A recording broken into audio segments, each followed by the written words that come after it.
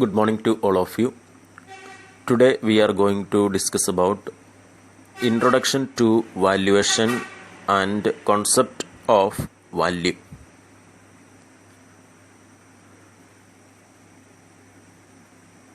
വാല്യുവേഷനിൽ പ്രധാനമായിട്ടും പ്രതിപാദിക്കുക export ഡ്യൂട്ടിയും import ഡ്യൂട്ടിയും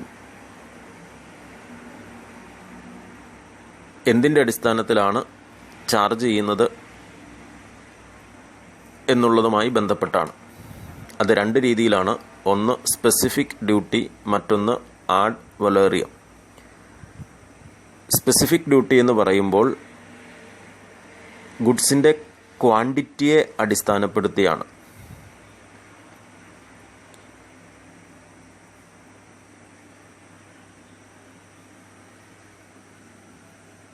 ഉദാഹരണത്തിന് 1000 റുപ്പീസാണ് പെർ മെട്രിക് ടൺ സ്റ്റീലിൻ്റെ ഡ്യൂട്ടി എന്ന് പറയുക. അത് സ്പെസിഫിക് ഡ്യൂട്ടിയാണ്. ഇവിടെ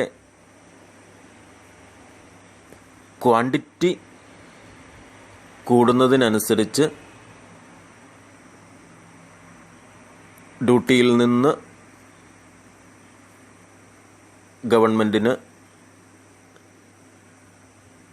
റവന്യൂ കൂടിക്കിട്ടാനുള്ള സാധ്യതയാണ് ഉള്ളത്. മറ്റൊന്ന് ആഡ് വലേറിയം എന്ന് പറയുമ്പോൾ ഗുഡ്സിൻ്റെ നിലവിലുള്ള വാല്യൂവിൻ്റെ ഇത്ര പെർസെൻറ്റേജാണ് ഡ്യൂട്ടി എന്നുള്ള രീതിയിലാണ്. ആയതിനാൽ ഗുഡ്സിൻ്റെ വാല്യൂ കൂടുന്നതിനനുസരിച്ച് ആ വാല്യൂവിൻ്റെ നിശ്ചിത ശതമാനം റവന്യൂ ആയിട്ട് കിട്ടുന്നു. അപ്പോൾ പ്രസൻറ്റ് വാല്യൂവിന് ആനുപാതികമായിട്ടുള്ള റേറ്റിലുള്ള ഡ്യൂട്ടിയാണ് അവിടെ കിട്ടുക. അപ്പോൾ ഗുഡ്സിൻ്റെ പ്രൈസ് പലപ്പോഴും കൂടുന്ന സാഹചര്യങ്ങളിൽ ആഡ് വലേറിയം ഡ്യൂട്ടിയാണ് ഗവൺമെൻറ്റിനെ സംബന്ധിച്ച് റവന്യൂ ഏൺ ചെയ്യാൻ കൂടുതൽ ഉപകരിക്കുക.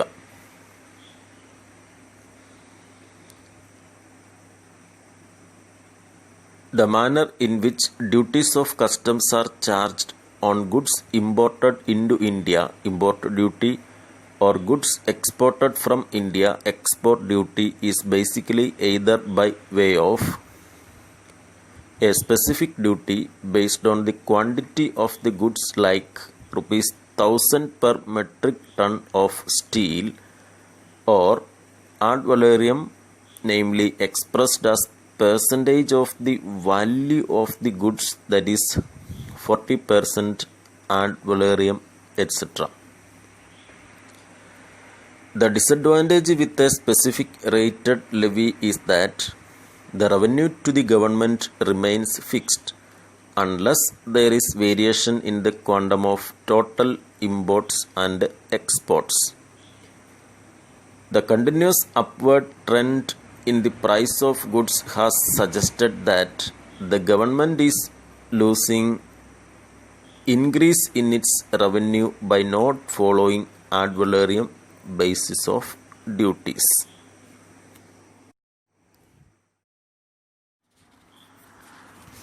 Concept of value.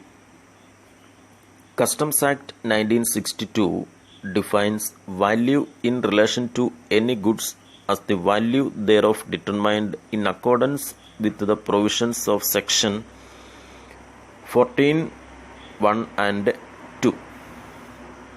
Some of the values commonly known to the public are cost price to the manufacturer. It is the total cost incurred by the manufacturer of an article or product in producing or manufacturing the product. Sale price of the manufacturer. It is the price at which the manufacturer is selling the goods to the buyer. There are two sale prices, namely a domestic sale price and an export price in the course of international trade.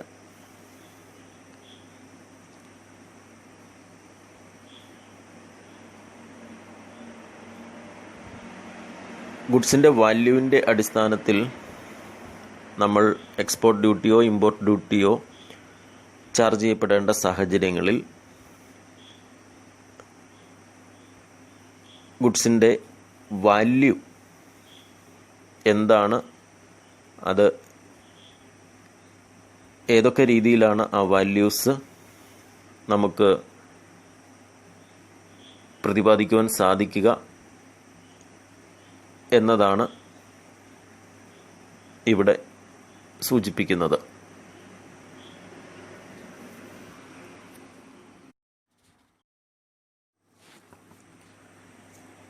In the course of sale, there are two situations, namely wholesale transactions and retail trade. Thus, we have a wholesale price and B retail price. The sale may be on downright cash basis or payment on delivery of the goods, or the title documents or deferred payments, say either on installments or after 30 or 90 days. Sales cash ബേസിസിൽ ആവാം, അതുപോലെ തന്നെ goods delivery ചെയ്തതിന് ശേഷമുള്ള പേയ്മെൻറ്റിൻ്റെ രീതിയിലാകാം, title documents നൽകിക്കൊണ്ടാവാം, അല്ലെങ്കിൽ മറ്റ് ഇൻസ്റ്റാൾമെൻറ്റ്സിൻ്റെ രീതിയിൽ ആകാം. There are situations where the manufacturer himself may not be exporting the goods in the course of international trade. This gives rise to the concept of suppliers. As a result, we have suppliers price. Manufacturer നേരിട്ട് exporting നടത്താത്ത സാഹചര്യത്തിൽ സപ്ലയർക്കാണ് പ്രാധാന്യം. ആയതിനാൽ supplier coat ചെയ്യുന്ന പ്രൈസിനാണ് അവിടെ പ്രാധാന്യം വരിക. അതാണ് അവിടുത്തെ വാല്യൂ ആയിട്ട് പരിഗണിക്കുക. In the course of international trade where the buyer is in another country, the seller has often to resort to price list or catalogs.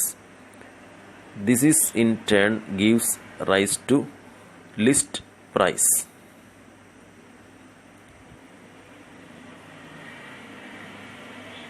International trade നടക്കുമ്പോൾ ബയർ മറ്റൊരു കൺട്രിയിലാകുന്ന സാഹചര്യത്തിൽ പലപ്പോഴും അതിൻ്റെ പ്രൈസ് ലിസ്റ്റ് മെയിൻറ്റെയിൻ ചെയ്യുക, അതിൻ്റെ catalogues present ചെയ്യുന്നത് സെല്ലറായിരിക്കും. അതിനെ അടിസ്ഥാനപ്പെടുത്തിയാണ് ബയർക്ക് ഗുഡ്സ്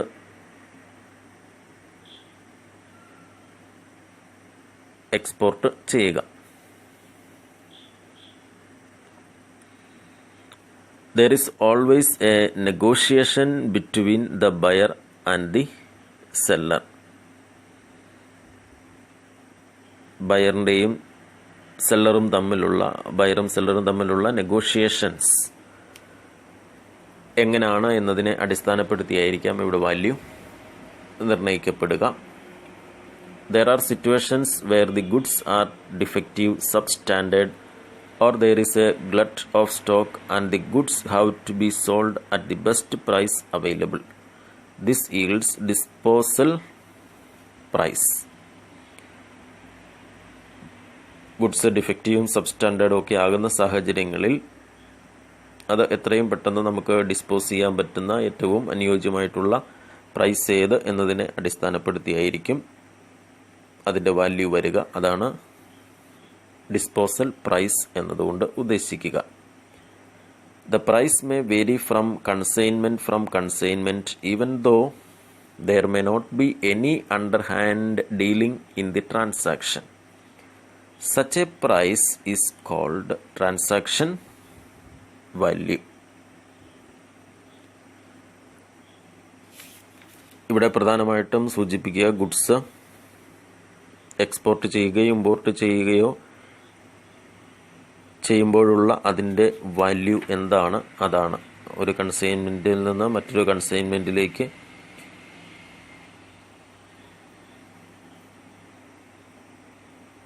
നമ്മൾ ട്രാൻസ്ഫർ ചെയ്യുമ്പോൾ പ്രൈസിൽ വേരിയേഷൻസ് വരാം.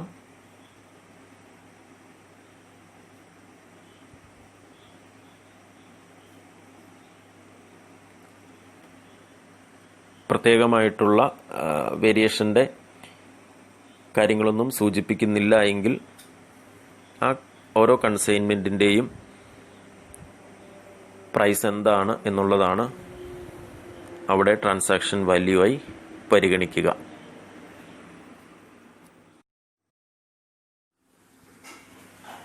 Important terms used in commercial parlance. Invoice. This is the basic commercial document showing particulars regarding description of goods such as quantity and unit price, discounts and net price, names of consignor and consignee, payment particulars, and contract or acceptance of order. Certificate of origin.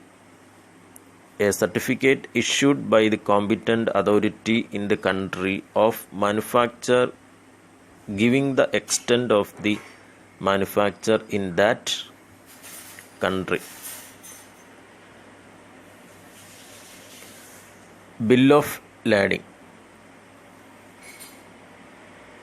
Bill of lading എന്ന് പറയുക ഒരു shipping പ്രോസസ്സിലെ പ്രധാനപ്പെട്ട document ആണ്. ഷിപ്പിലേക്ക് എത്രമാത്രം goods ആണ് നമ്മൾ carry ചെയ്തിരിക്കുക, അതിൻ്റെ ക്വാണ്ടിറ്റി എത്രമാത്രമാണ്, പ്രൈസ് എത്രമാത്രമാണ്, ഏത് പോർട്ടിലേക്കാണ്, തുടങ്ങിയ കാര്യങ്ങൾ എല്ലാം കൃത്യമായി ലിസ്റ്റ് ചെയ്തിരിക്കുന്ന ഒരു ഡോക്യുമെൻ്റാണ്. ഈ ഡോക്യുമെൻ്റ്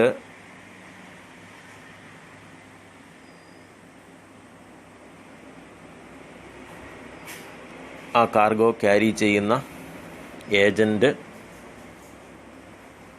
കൃത്യമായിട്ട് വെരിഫൈ ചെയ്യുകയും ഈ ബിൽ ഓഫ് ലാഡിങ്ങിൻ്റെ അടിസ്ഥാനത്തിലാണ് അത് മറ്റൊരു പോർട്ടിലേക്ക് അതിൻ്റെ ഗുഡ്സ് ഡെലിവറി ചെയ്യുകയും ചെയ്യുക. Bill of lading, it is a negotiable document given by the carriers of the cargo, giving particulars of port of shipment, number of packages covered by the consignment, marks and numbers on the page, name of the vessel in which the goods have been dispatched, name of the consignee of the goods, whether the freight has been prepaid or is to be collected at the destination. It is a negotiable document which has to be surrendered to the carrier for getting delivery of the goods. ഇത് ഏത് പോർട്ടിലാണോ delivery ചെയ്യേണ്ടത് ആ delivery ചെയ്യപ്പെടേണ്ട പോർട്ടിലും ഈ bill of lading submit ചെയ്തിട്ട് ഷിപ്പിലെ മാസ്റ്ററുടെ കൈവശമുള്ള bill of lading തമ്മിൽ compare ചെയ്തിട്ടാണ് ഇത് ഗുഡ്സ് ആ പോർട്ടിൽ ഡെലിവറി ചെയ്യുക.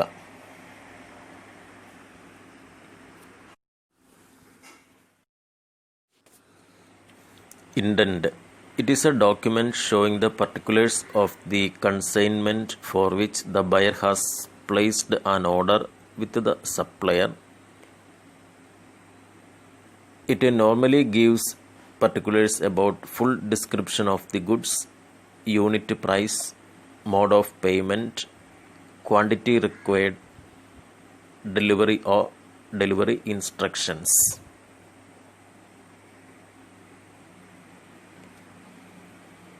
അത് ബയർ സപ്ലയർക്ക് മുൻപിൽ സബ്മിറ്റ് ചെയ്യുന്ന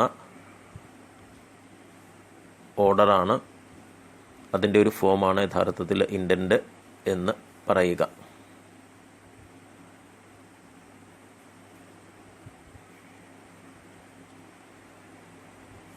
ലെറ്റർ ഓഫ് ക്രെഡിറ്റ്.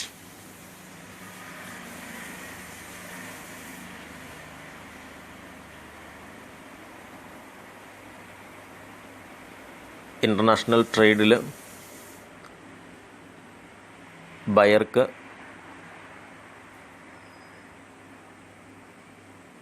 ഇമ്പോർട്ട് ചെയ്യപ്പെട്ട് കിട്ടുന്ന ഗുഡ്സിൻ്റെ പേയ്മെൻറ്റ് കൊടുക്കാനുള്ള കപ്പാസിറ്റി ഉണ്ട് എന്ന് ബയറുടെ ബാങ്ക് നൽകുന്ന ഒരു അഷ്വറൻസാണ് യഥാർത്ഥത്തിൽ ലെറ്റർ ഓഫ് ക്രെഡിറ്റ് എന്ന് പറയുക.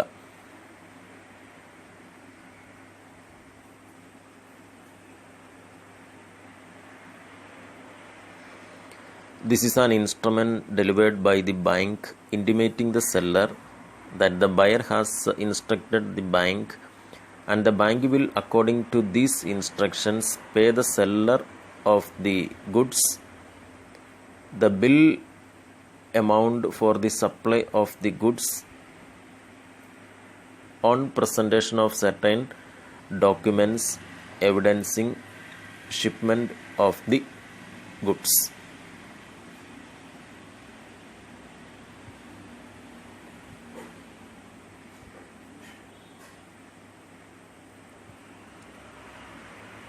Mate's receipt. A receipt given by the first mate or first officer or cargo supervisor of the conveyance certifying the total quantity of the consignment received on board the vessel or the aircraft. A bill of lading or air consignment note is issued by the agent of the carrier company on surrender of the mate's receipt. അതായത് mates receipt എന്ന് പറയുന്നത് ഒരു temporary document ആണ്. നമ്മൾ ഷിപ്പിലേക്ക് goods carry ചെയ്യുന്നതിന് മുൻപ്